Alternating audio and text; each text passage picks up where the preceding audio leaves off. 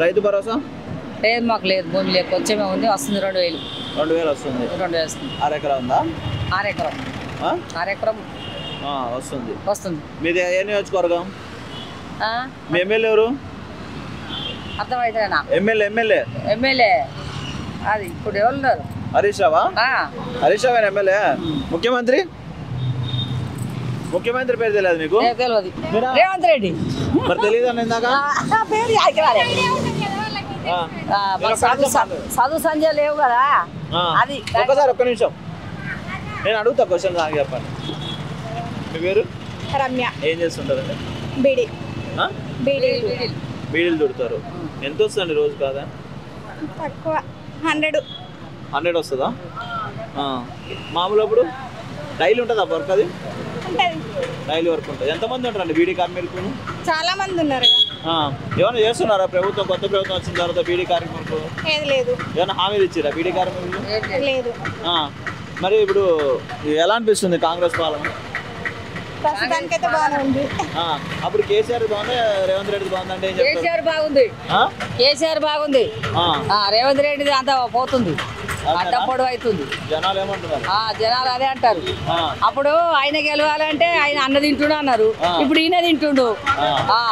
అన్ని వేస్ట్. ఎవడొచ్చినా వేస్టే. ఎవరు వచ్చినా వేస్టే. ముఖం కూడా అనేస్తాను. అంతేనండి. అంతే. ఇప్పుడు పింఛన్లు అన్నీ అందుతున్నాయా జనాలు? లేదండి, కొంతవరకే. బీడీ కార్మికులు మీకేం లేదు? ఏం లేదు. ఫ్రీ బస్ ఎలా అనిపిస్తుంది? అమ్మో వద్దు, టార్చర్ వస్తుంది. టార్చర్ ఉంది బాగా. ఎందుకని? అమ్మ కొట్టుకున్నాడు.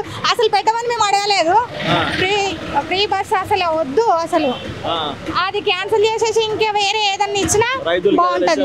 అవును, అసలు రైతు బంధు కూడా వేయట్లేదు. కష్టం బాగా. ఎందుకని ఫ్రీ బస్సు అందరికి? అమ్మో ఫ్రీ అంటే మగవాళ్ళు ఏమంటున్నారు? ఫ్రీగా పెట్టిరు, మీరే కూర్చుంటున్నారు, మేము డబ్బులు పెట్టి ఎక్కుతున్నాం కదా, మేమే కూర్చుంటాం, మీరు ఎందుకు కూర్చుంటారని అట్లా కొన్ని గొడవలు అవుతున్నాయి, కొట్టుకుంటున్నారు. లేడీస్ కూడా బాగా ప్రాబ్లం అవుతుంది. లేడీస్ కూడా కొంతమంది మరీ దారుణంగా అటు ఇటు పోతున్నారంట కదా?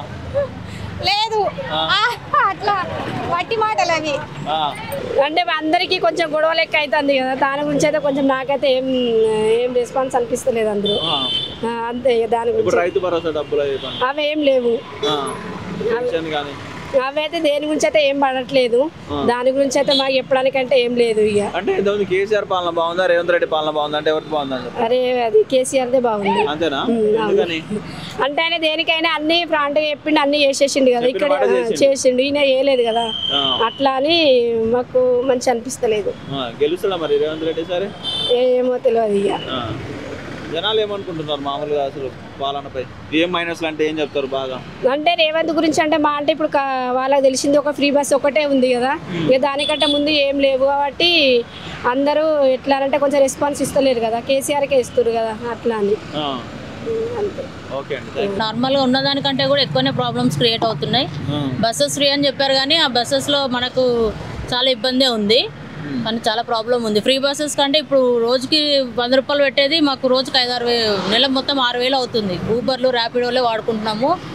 ఆర్టీసీ అయితే చాలా ప్రాబ్లం. ఎందుకని ఇప్పుడు ఫ్రీ బస్ అయితే మీరు ఊబర్ మీరు అది మీ పర్సనల్ గానే మరి రేవంత్ రెడ్డి అక్కడ రేవంత్ రెడ్డి అని కాదండి, మామూలుగా ఏంటంటే మహిళలకి ఏంటంటే ఎంతకుముందు అన్న సీట్లు దొరికేది, మంచిగా అందరూ హ్యాపీగా ఉండేది.